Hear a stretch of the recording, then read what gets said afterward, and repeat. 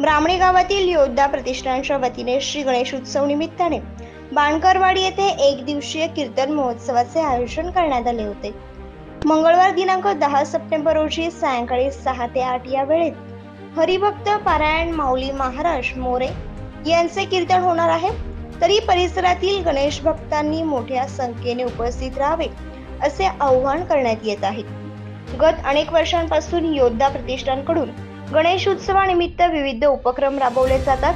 महाकाल भक्त असलेल्या योद्धा प्रतिष्ठानच्या वतीने उच्च नेते भगवान श्री महाकाल यांच्या दर्शन यात्रेचे आयोजन केले जाते।